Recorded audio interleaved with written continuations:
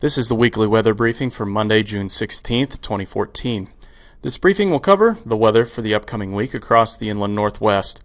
As always, forecasts are subject to change, so please check our website during the week for the most updated weather information. Here is our overview. This week will start out cool and wet. Monday will feature showers and thunderstorms region-wide, with some spots in central and north-central Washington experiencing brief heavy rain. On Tuesday, a band of moderate rain is expected to set up over the Idaho Panhandle. Much of the inland Northwest will begin to dry out on Wednesday, but the Idaho Panhandle will hang on to some lingering showers. Thursday will likely be the driest day region-wide as we start our warming trend.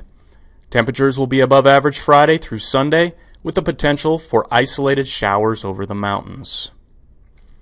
This graphic is a composite of radar estimated rainfall over Washington and North Idaho for the last 7 days. Most of this rain fell in the Thursday through Sunday time frame. The greens and yellows indicate areas that received the heaviest rains, with some spots in the mountains receiving over an inch of precipitation over the last several days. Unfortunately, central Washington got little widespread rain. There are a few showers occurring this afternoon, that's on Monday, that are not included in this rainfall graphic. But in general, places like Wenatchee, Moses Lake, and the Tri-Cities received very little rain over the weekend. Central Washington continues to be very dry. The drought monitor issued last Thursday continues to show moderate drought, that's D2, from Omak to Moses Lake to the Tri-Cities. Nearly all of central and eastern Washington is experiencing precipitation deficits. Short-term deficits are shown in the middle column of the table. These numbers indicate shortfalls for the month of June. Most reporting sites in the region are 3 to 6 inches below average for the water year, or since the 1st of October.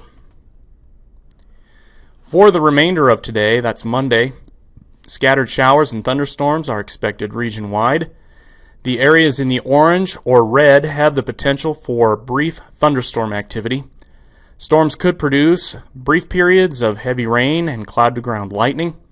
The slow-moving low pressure, indicated by the red L in central Washington, is the culprit for the unsettled weather today. By tomorrow, that's Tuesday, the central Washington low will drift into northeast Oregon. A band of moderate rain will likely set up over northwest Montana and far north Idaho.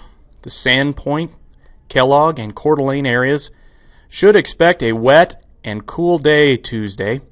Areas in the dark green shading on this map have the potential to receive a ½ inch of rain, with localized amounts up to 3/4 of an inch. The lighter green shading shows areas that have a good chance of lighter rain or rain shower activity, with amounts generally less than 1/4 of an inch. The drought areas of central Washington don't stand a very good chance of precipitation on Tuesday.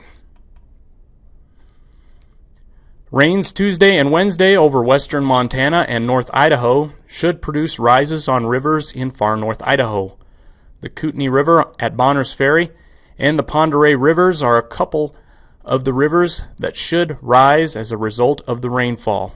At this time, no river flooding is anticipated. The jet stream will retreat into Canada during the second half of the week.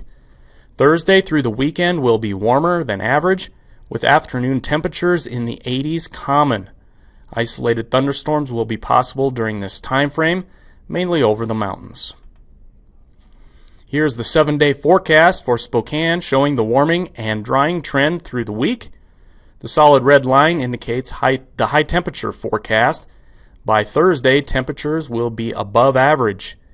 The green box graph on the bottom of this image shows the best chances for precipitation Monday through Wednesday, then drying out for the second half of the week.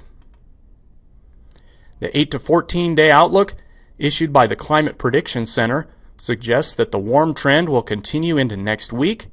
The image on the left calls for above average temperatures for the June 24th through 30th time frame, and the image on the right is the forecast for near average precipitation chances during that time frame. In summary, recent rains have moistened fuels over the mountainous regions the last several days, and additional rainfall over North Idaho Tuesday and Wednesday will delay the onset of the peak fire season a bit longer. Some wet and slow-moving thunderstorms this afternoon and evening may moisten fuels a bit in central Washington and bring a bit of relief to the drought areas. However, little overall improvement in central Washington for the drought is expected today, or over the next 7 to 10 days for that matter. The most significant rainfall through Wednesday will likely occur over western Montana and far north Idaho, leading to minor rises on the Pend Oreille and Kootenai rivers. Here's how you can stay informed and get the latest information from the National Weather Service. Check out our Twitter, Facebook, and YouTube accounts. Thank you for joining us for this week's weather briefing.